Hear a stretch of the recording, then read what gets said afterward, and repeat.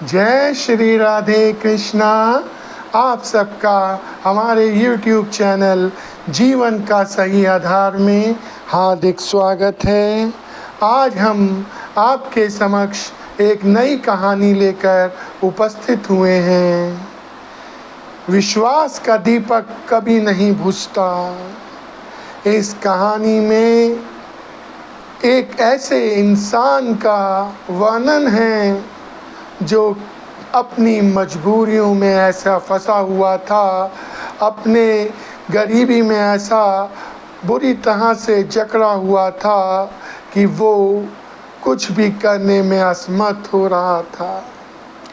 इस कहानी का शुभारंभ एक बिहार के छोटे से गांव से होता है। इस गांव में रामू नाम का एक गरीब मजदूर रहता था, जिसके परिवार में उसकी पत्नी, उसके 2 बच्चे थे। दोनों लड़के थे। रामू चाहता था कि वो अपने बच्चों को अच्छी शिक्षा प्रदान करे, लेकिन यहाँ पर तो कभी काम मिलता था, जब काम मिलता तो उन्हें भोजन नसीब होता था, और जब काम नहीं मिलता तो वो बेचारे पानी पी के ही रह जाते। एक समय ऐसा आया कि 3 दिन हो गए रामू को कोई काम नहीं मिल पाया। रामू अपने नसीब को देखकर बहुत ज़्यादा परेशान था कि वो अपने बच्चों का और अपनी पत्नी का लालन पालन कैसे करे। उसकी पत्नी बहुत गुस्सा करती और कहती है कि जब यहाँ पर हमें काम ही नहीं मिल रहा तो हम इस गांव में रहकर क्या करेंगे। बच्चों को देखो, 3 दिन से कुछ भोजन नहीं किया है। हम दोनों तो कैसे भी गुजारा कर लेंगे, इन बच्चों को कैसे रखें। अब रामू अपनी झोपड़ी की अवस्था भी देखता है, क्योंकि जब बरसात आती थी तो उसकी झोपड़ी में पानी भर जाता था, क्योंकि झोपड़ी भी टूटी फूटी थी।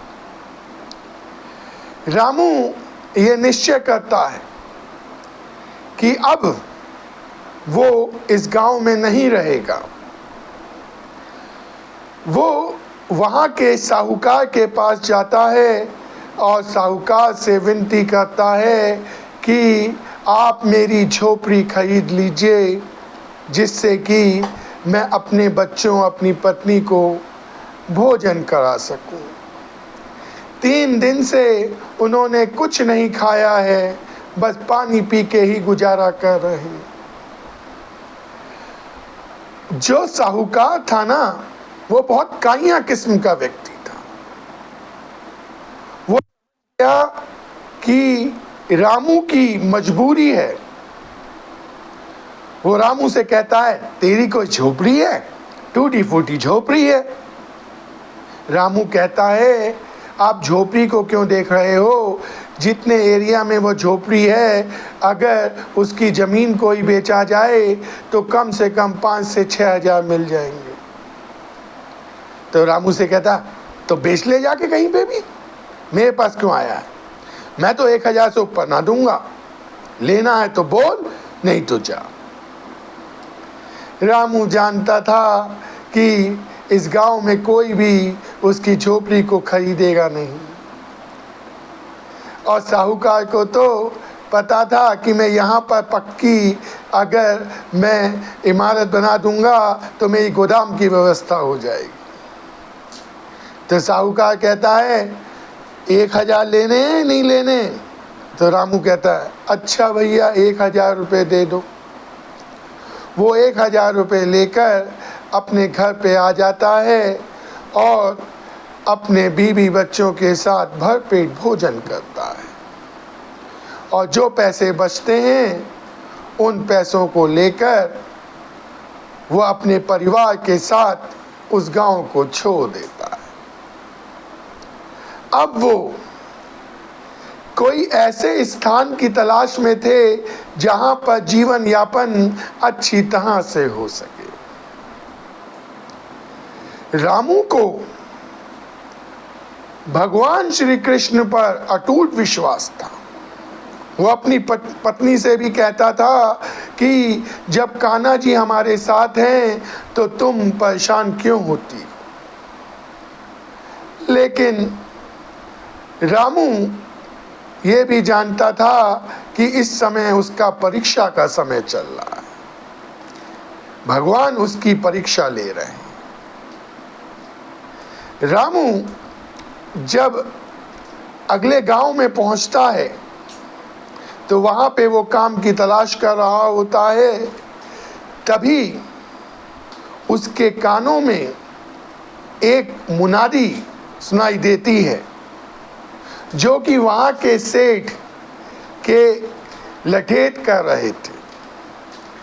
वहाँ पे रहने वाला जो सेठ था ना, थोड़ा सनकी था, उसे शर्तें रखने का बड़ा शौक था।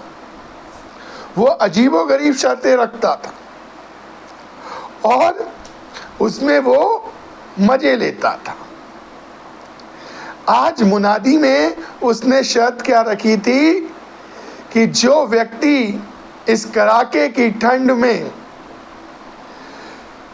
बिना वस्त्रों के नदी के ठंडे जल में रात 9 बजे से लेकर 7 बजे, सुबह के 7 बजे तक रहकर दिखा देगा, मैं उसे 5,000 रुपये दूंगा। लेकिन शर्त क्या है कि अगर वो थोड़ी देर में नदी में गिर जाता है या मर जाता है तो उसे या उसके परिवार को 5,000 की जगह 10,000 रुपये साहूकार को यानी सेठ को देने पड़ेंगे। जब सब लोग ये मुनादी सुन रहे होते हैं तो सब लोग कहते हैं कि पागल है क्या, इस सन की सेठ की बातों में आएंगे। इतनी कड़ाके की ठंड है, यहाँ पर अपने मकानों में रहना ही बहुत मुश्किल हो जाता है। कौन ठंड 5,000 के लालच में नदी के ठंडे जल में बिना वस्त्रों के रहेगा, उसकी मौत तो निश्चित है। लेकिन रामू ये बात जानता था कि अगर वो ये शर्त पूरी कर देता है तो उसे 5,000 रुपये मिलेंगे, जिससे कि वो कोई छोटा मोटा व्यवसाय कर लेगा और जो उसके मन में इच्छा है अपने दोनों बेटों को शिक्षित बनाने की, जिससे कि वो आगे जाकर वो गरीबी का सामना ना करें जो वो इस समय कर रहा है। अब रामू अपने परिवार के पास आता है और अपनी पत्नी को उस सेठ के शर्त के बारे में बताता है। तो उसकी पत्नी कहती है कि तुम पागल हो गए हो क्या, जब तुम ही नहीं रहोगे तो उस पैसे का क्या करेंगे। और तुमने खुद ही बताया, सेठ ने कहा है कि बीच में अगर तुम नदी में गिर जाते हो या मृत्यु हो जाती है तो परिवार को 10,000 रुपये देने पड़ेंगे। यहाँ पे तो हमारे पास खाने पीने के ही पैसे नहीं हैं, हम कहाँ से लाएंगे। रहने दो, काम ढूंढो और शांति से रहो, यहाँ पर अवश्य कोई काम मिल जाएगा। मैं भी ढूंढूंगी, मुझे भी कोई काम मिल जाएगा तो तुम्हारा जो मन है बच्चों को शिक्षित करने का वो पूरा हो जाएगा। लेकिन रामू के दिमाग में उस सेठ की बात चल रही थी। रामू के दिमाग में उस सेठ की बात चल रही थी। रामू कहता है कि मैं तो जरूर जाऊंगा, और वो सेठ के पास पहुंच जाता है। जब वो सेठ के पास पहुंचता है तो कहता है कि सेठ जी, मुझे आपकी शर्त मंजूर है, मैं पूरी रात नदी के ठंडे जल में खड़े होने को तैयार हूं। अब सेठ जी उसकी तरफ देखते हैं, पतला दुबला सा रामू, और उसकी टांगों की तरफ देख के तो उनकी हंसी निकल जाती।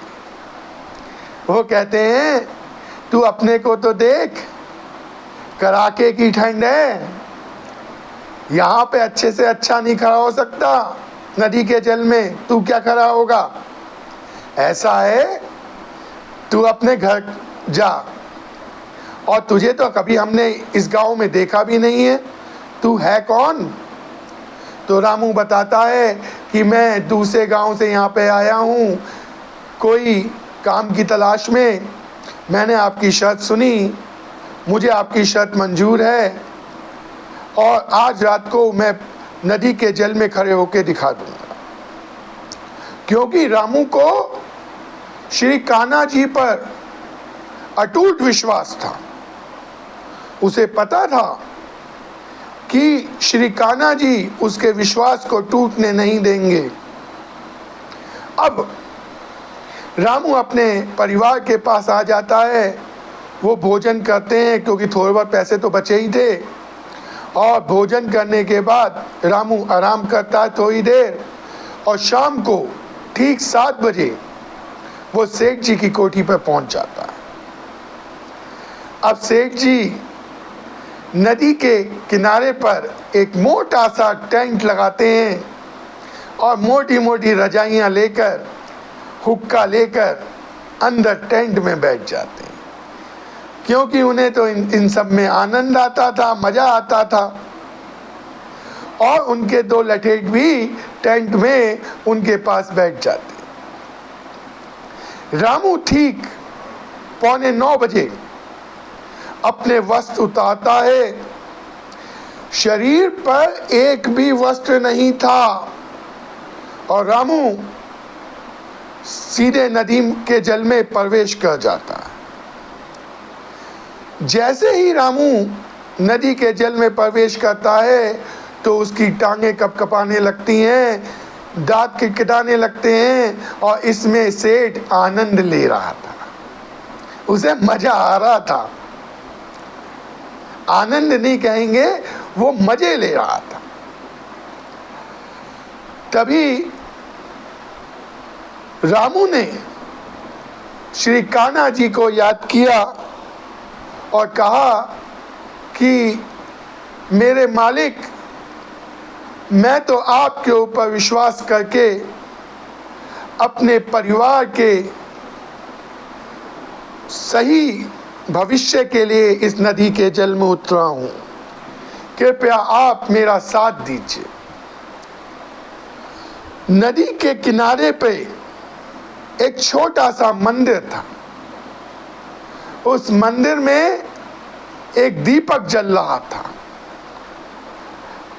जब रामू की नज़र उस दीपक पर जाती है तो उस दीपक की लौ को बड़े ध्यान से देखने लगता है।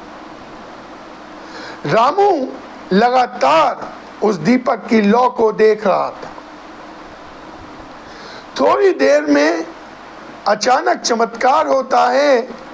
जो उसे ठंड लग रही थी वो ठंड गायब हो जाती है उसके लिए, और वो उस दीपक की लौ को देखता रहता है। यहाँ पर सेठ जी समझते हैं कि ऐसा हो सकता है कि नदी की मोटी सी परत में नदी की जो मिट्टी है उसमें उसके पैर जम गए होंगे और रामू मर चुका है। अब सेठ जी की जाने की हिम्मत तो थी नहीं देखने की। वो कहते हैं सुबह के 7 बजे तक देखेंगे, और वो हुक्का गुड़गुड़ाते रहते हैं। लेकिन रामू ना इधर देखता है ना उधर, वो दीपक की महापावन लौ को देखता रहता है। सुबह 6:45 बजे वो अपने लठेतों से कहते हैं, भैया देख लो जाके कहीं मार ना गया हो। लठेत कहते हैं, सेठ जी 15 मिनट और देख लो। 7 बजे का टाइम दिया आपने, क्योंकि लठेतों की अभी भी उठने की हिम्मत नहीं थी, ठंड बहुत विकट थी। अब रामू ठीक 7 बजे नदी के जल से बड़े आराम से निकलता है, बाहर आकर अपने पूरे शरीर को पोंछता है और अपने वस्त्र पहन लेता है। वो सेठ जी के पास आता है और सेठ जी से कहता है, सेठ जी, मेरे मालिक ने आपकी शर्त पूरी करवा दी। अब सेठ जी उसे देख रहे थे, दोनों लठेठ उसे देख रहे थे कि ये इंसान है क्या है। इतनी कड़ाके की ठंड में हम अंदर बैठे हुए हैं, इतनी मोटी मोटी रजाइयां ले रखी हैं और सेठ जी तो हुक्का भी गुड़गुड़ा रहे हैं, उन्हें तब भी ठंड लग रही थी। और ये बिना वस्त्रों के नदी के ठंडे जल में खड़ा रहा रात के 9 बजे से सुबह 7 बजे तक, और ये बड़े आराम से बोल रहा है। अब सेठ जी कहते हैं कि भाई तुम शर्त जीत चुके हो, लो 5000 रुपये पहले पकड़ो। अब मुझे ये बताओ कि तुमने ये शर्त पूरी कैसे की। तो रामू कहता है, मेरा अटूट विश्वास तो श्री कान्हा जी के ऊपर है। मुझे पूर्ण विश्वास था कि श्री कान्हा जी मेरा विश्वास टूटने नहीं देंगे। और जो सामने छोटा सा मंदिर दिख रहा है, उसमें जो पावन दीपक जल रहा था, मैं उसकी लौ को पूरी रात देखता रहा और अचानक चमत्कार हुआ, मुझे ठंड नहीं लग रही थी। सेठ जी कहते हैं, वास्तव में तू सच्चा इंसान है। अब मैं भी वादा करता हूं कि आज से मैं जो हूं ये शर्तें नहीं रखा करूंगा। अब रामू कहता है, विश्वास का दीपक कभी नहीं बुझता। अब रामू पैसे लेकर अपने परिवार के पास आ जाता है। पति और पत्नी दोनों उस पैसों से दूध का व्यवसाय आरंभ करते हैं और रामू कुछ दिनों में ही अपने दोनों बच्चों को शिक्षा ग्रहण करने के लिए स्कूल में दाखिला करा देता है। अब रामू और उसका परिवार बहुत खुश था। एक छोटी सी झोपड़ी की व्यवस्था हो जाती है और वो हंसी खुशी अपना जीवन यापन करने लगते हैं और यहीं पर कहानी पूर्ण हो जाती है। अगर आपको कहानी अच्छी लगी हो तो कृपया चैनल को सब्सक्राइब कीजिएगा, वीडियो को लाइक कीजिएगा और ज़्यादा से ज़्यादा शेयर कीजिएगा। सब बोलो जय श्री कृष्णा, जय श्री राधे कृष्णा।